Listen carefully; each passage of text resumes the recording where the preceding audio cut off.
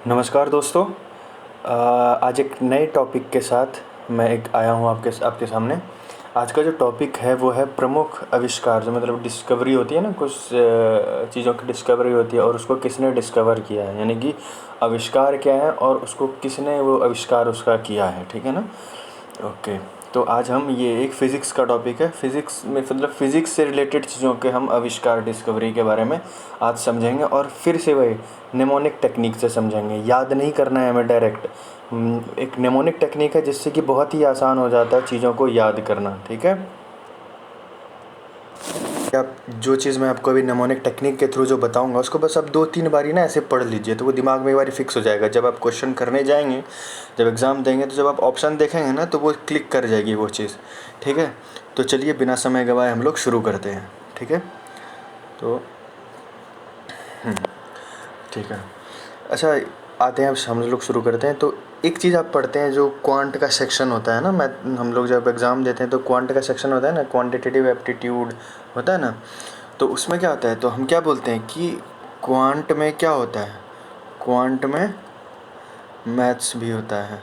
Maths होता है ना, मैथ्स मतलब गणित, मैथ्स होता है ना। तो बस अगर आपने ये समझ लिया तो मतलब आपने एक आविष्कार को समझ लिया है। क्वांट से क्या आ जाता है, क्वांटम थ्योरी, हिंदी में क्वांटम सिद्धांत,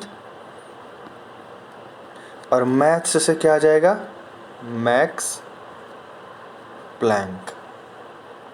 ये छोटा सा चीज़, ये मैक्स याद करने का। मैथ्स से क्या आ गया, मैक्स। तो क्वांटम सिद्धांत किसने, मैक्स प्लैंक। क्वांट में मैथ्स होता है। तो चलिए नेक्स्ट पे चलते हैं। ओके, नेक्स्ट क्या है।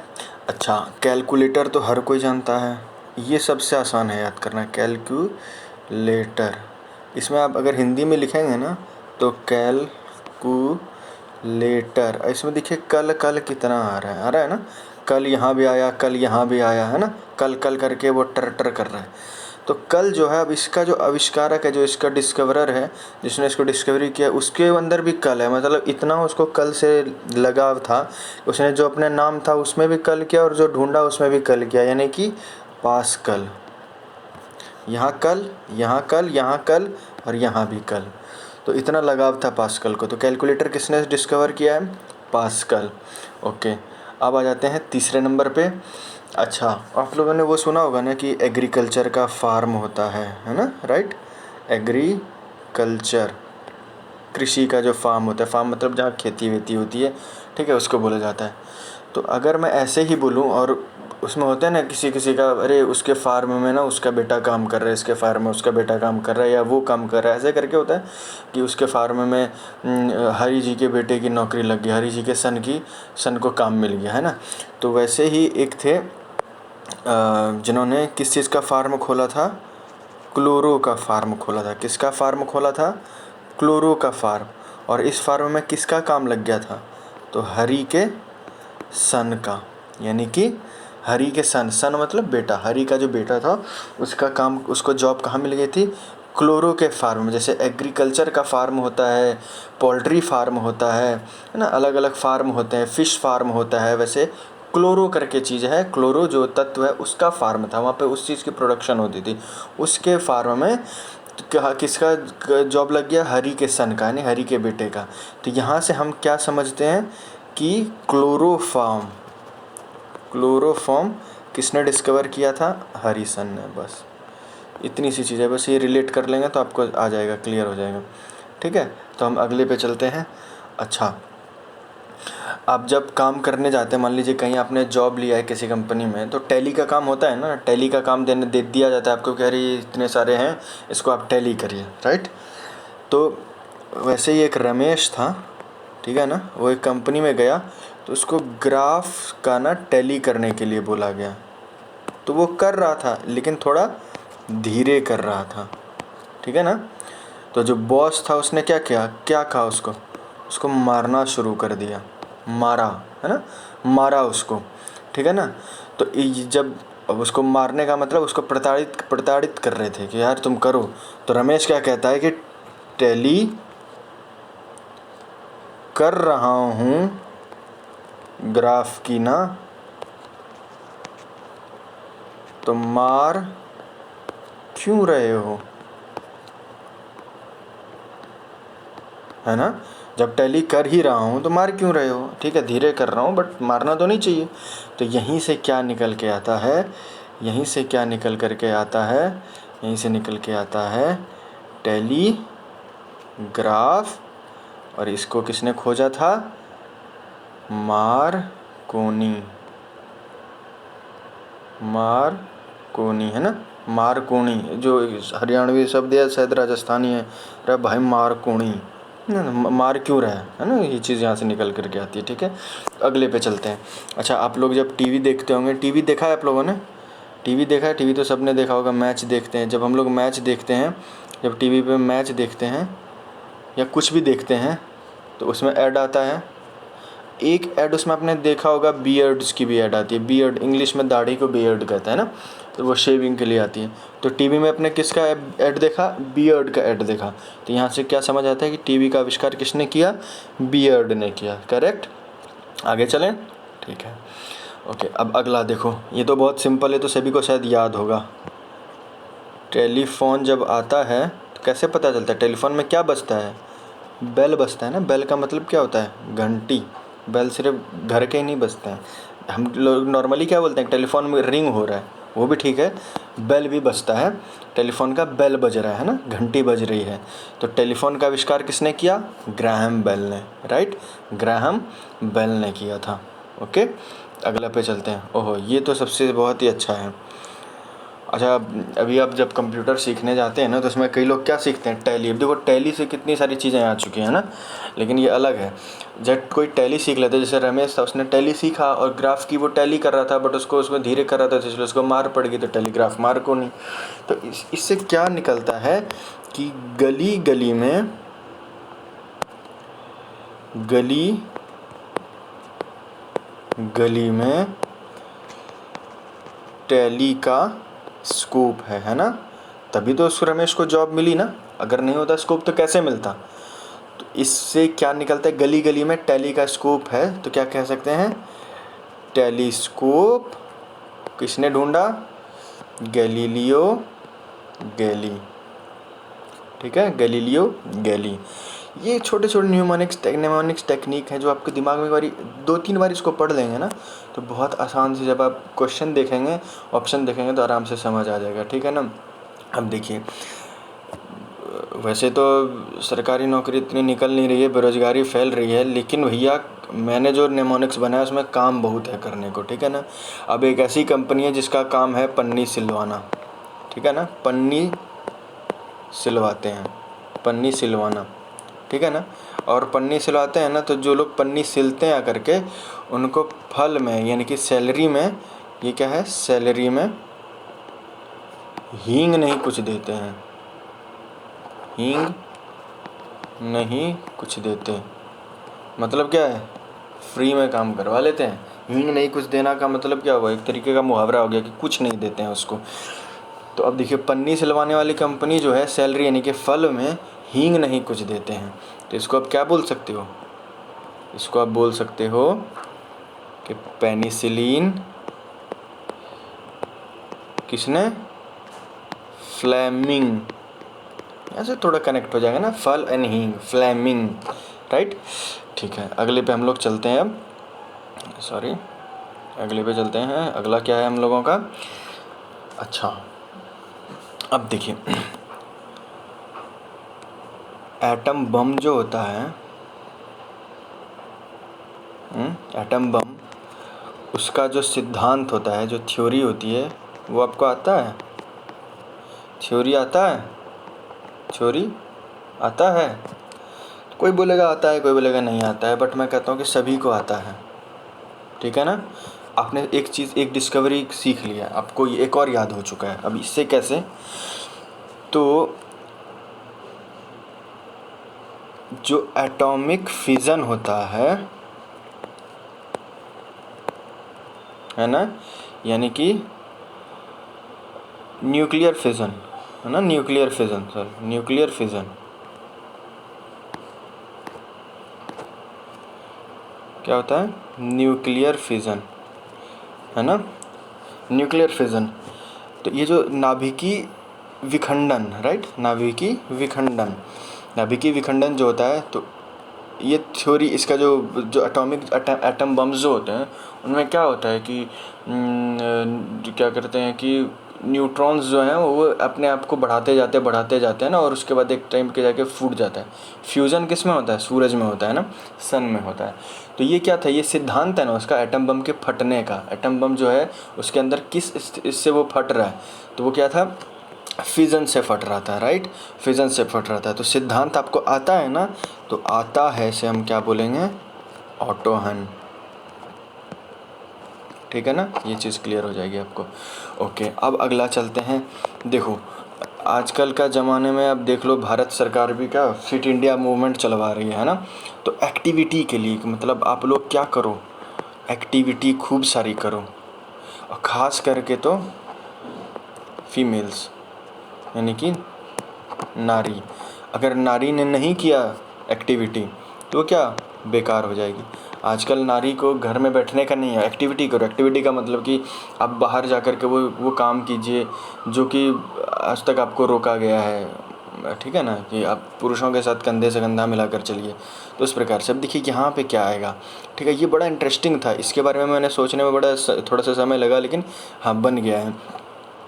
एक्टिविटी करनी चाहिए, जो नारी एक्टिविटी नहीं करती वो बेकार हो जाती है। तो आप इसको कैसे करोगे, इसको आप कैसे सोचोगे, इसको आप सोचोगे कि रेडियो एक्टिविटी यानी कि रेडियो धर्मिता, इसका है नारी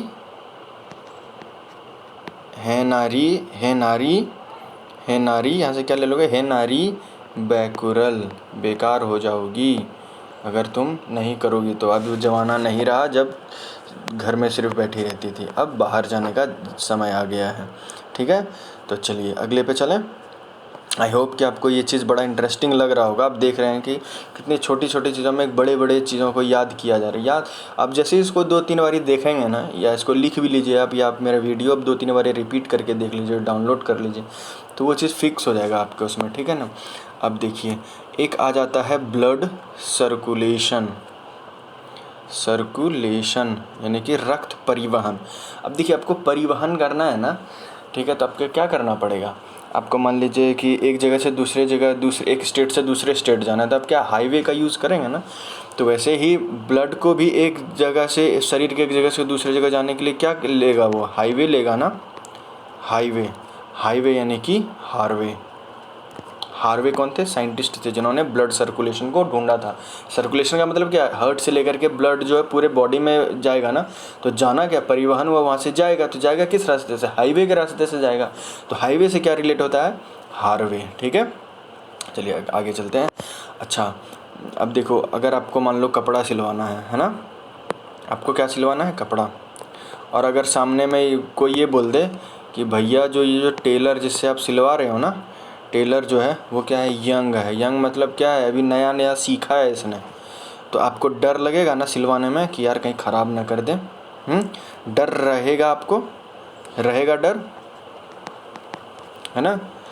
तो टेलर अगर यंग हो तो रहेगा डर, सीधी सी बात है ना, मैं डर लगा रहेगा भाई।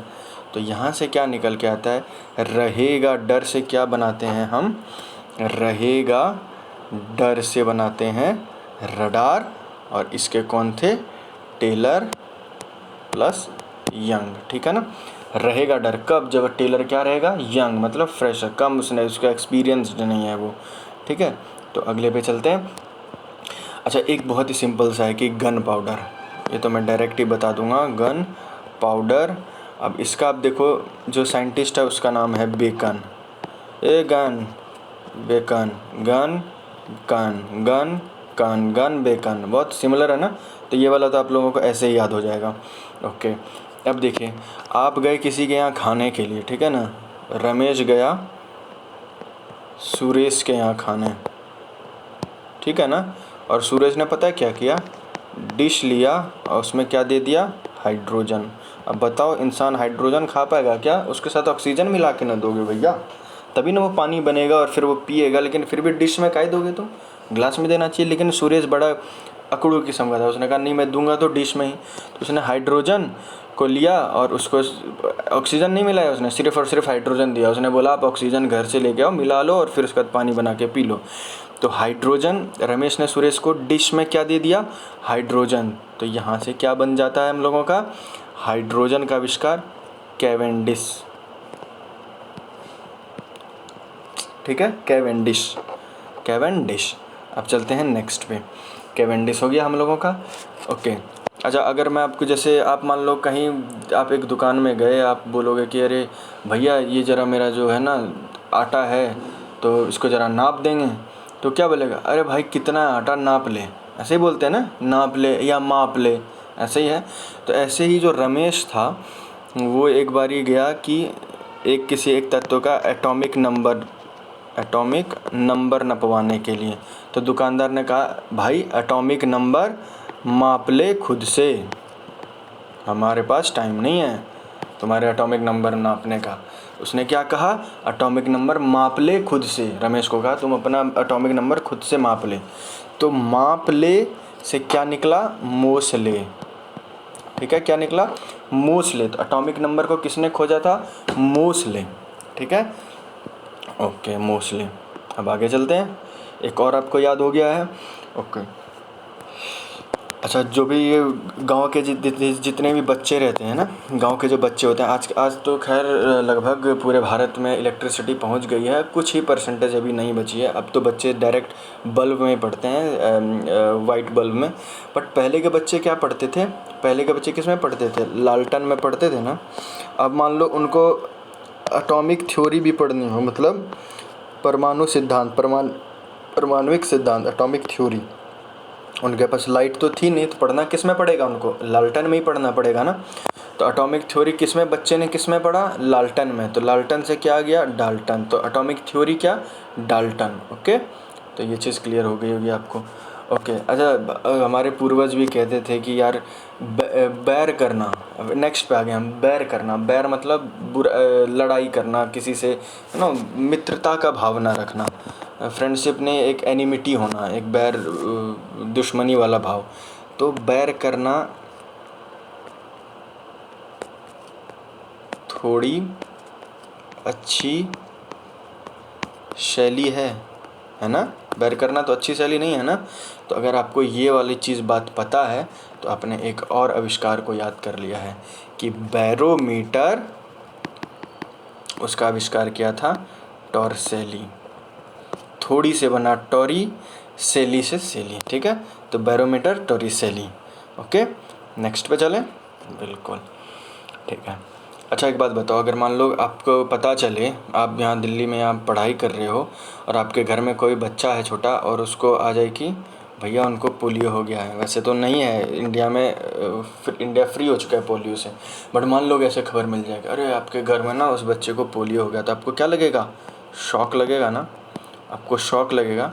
तो पोलियो का जो टीका है वो किसने ढूंढा था, साल्क ने, SALK। ठीक है, ये था।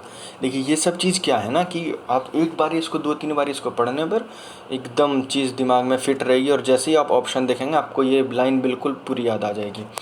अच्छा आजकल आप देखो कि मीडिया जो है, प्रेस है ना, प्रेस, चाहे वो कौन सा प्रेस हो, इलेक्ट्रॉनिक प्रेस हो या प्रिंटिंग प्रेस हो, आज सभी प्रेस क्या हैं, गुट में, गुट यानी गुट या वर्ग में बट गए हैं ना। कोई सरकार के पक्ष में बोलता है तो कोई सरकार के सिर्फ विपक्ष में ही बोलता है।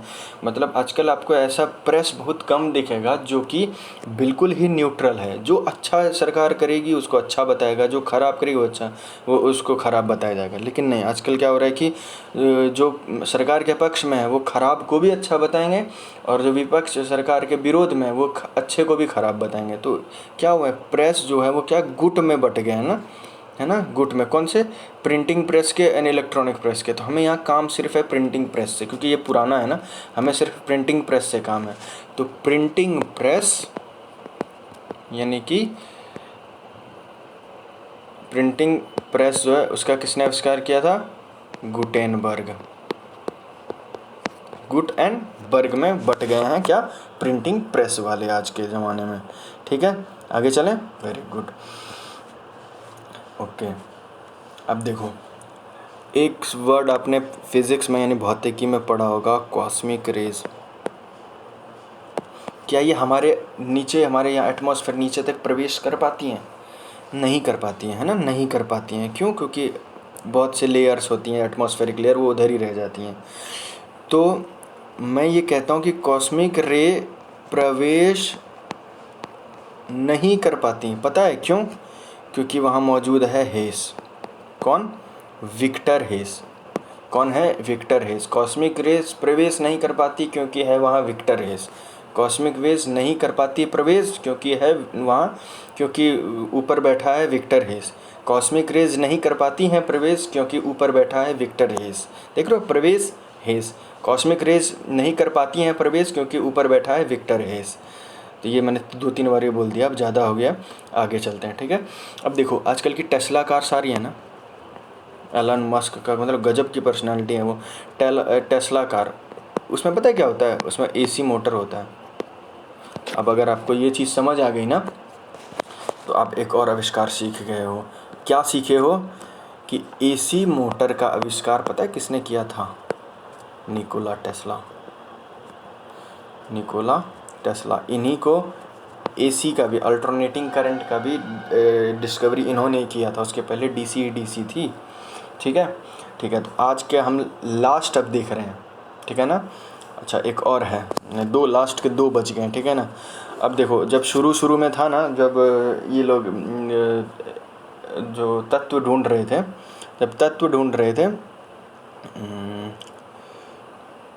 एक सेकेंड, ढूंढ रहे थे या एटमॉस्फेयर का जब ये लोग मैपिंग कर रहे थे, तो जब देख रहे थे ना कि एटमॉस्फेयर में कौन कौन सी गैसेज हैं, ठीक है। तो आप हमको ये बताइए कि एटमॉस्फेयर में कौन सी एक गैस, इनर्ट गैस यानी अक्रिय गैस नहीं होती है, ठीक है ना। तो जब तक ये अक्रिय गैस के बारे में नहीं ढूंढा गया था, क्या नहीं किया गया था? ढूंढा नहीं गया था। किसके बारे में? अक्रिय गैस के बारे में। तो जब इस बात पर चर्चा होती थी कि क्या कोई एक ऐसी भी गैस हो सकती है या एक ऐसा भी तत्व हो सकता है, गैस होगी जो कि क्या होगी?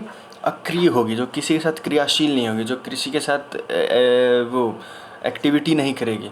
तो पता लोग क्या कहते थे? अरे भैया, अक्रिय गैस है या नहीं है इसके बारे में तो कौन जाने? राम जाने, हमें तो नहीं पता। क्रिश्चियंस थे, लेकिन राम जी की पहुंच बहुत दूर दूर तक है। तो वो लोग भी बोलते थे कि अक्रिय गैस के बारे में अभी तो कुछ हमें नहीं पता चला है, इसके बारे में अब तो राम ही जाने। तो राम ही जाने से क्या निकलता है? रेमजे। ये आकार नहीं आएगा, रेमजे ने ढूंढा था अक्रिय गैस के बारे में। इसका श्रेय जाता है रेमजे को, ठीक है। तो ये हुआ। अब एक लास्ट जो बचा हुआ है, जो मुझे पहले ही बता देना चाहिए था जब मैं एटॉमिक बम बता रहा था। तो एटॉमिक बम का जो अंदर जो वो होता है, सिद्धांत होता है, वो क्या होता है? फिज़न ही होता है ना। तो वो तो हो गया, वो एक जो ऑटोहन आता है, फिज़न का सिद्धांत, वो तो आता है, ऑटोहन ने ढूंढा था। लेकिन एक्चुअल में जो एटम बम है ना, जो एटम बम बनाया था, उसको हम याद करते हैं कि एटम बम का आविष्कार किसने किया था। अच्छा देखो, अगर आपके देश में, आपके जगह पे अगर एटम बम फट जाए मतलब अगर ओपन हो जाए, है ना। फटना मतलब क्या है? वो जो जिस मिसाइल में होगा या जिस वो बॉक्स में होगा, वो क्या होगा? फट जाएगा, ओपन हो जाएगा, खुल जाएगा, है ना। ओपन होते ही क्या होगा? वो सभी क्या हो जाएंगे? मर जाएंगे ना, सभी मर जाएंगे। तो एटम बम ओपन होते ही सब मर जाएंगे। तो एटम बम का आविष्कार किसने किया था? ओपेनहाइमर ने। ओपन होते ही सब क्या होंगे? मर जाएंगे। तो ये था हमारा लास्ट आज का, और आशा करता हूँ कि आपको ये बड़े अच्छे तरीके से समझ आया होगा। इसको बस आपको 1-2 बारी और रिपीट कर लेना है, तब देखना आप कैसे एकदम ईजिली याद कर लोगे कि क्वांट में मैथ्स होता है, कैलकुलेटर में कल होता है, पास्कल होगा, क्लोरो के फार्म में हैरी का सन काम करता है, टैली कर रहा हूँ, ग्राफ की मार क्यों रहे हो। ये सब चीज़ क्या है ना, अब 1-2 बारी मतलब जैसे कविता पढ़ते हैं ना, वैसे आप कविता पढ़ लोगे, एकदम फिट बैठ जाएगी आपकी ज़बान पे। और जैसे ही आप क्वेश्चन देखोगे, चूँकि सब्जेक्टिव तो है नहीं, ऑब्जेक्टिव क्वेश्चंस आते हैं, 4 ऑप्शन देखोगे, उसमें से एकदम बिल्कुल आपको तुरंत पता चल जाएगा कौन सा आंसर है। क्यों? क्योंकि वो एक ये जो टेक्निक है, नेमोनिक टेक्निक, ये बहुत ही पावरफुल होती है अगर इसको सही से यूज़ किया जाए तो। ठीक है, तो चलिए अगले किसी लेक्चर में मिलते हैं। धन्यवाद।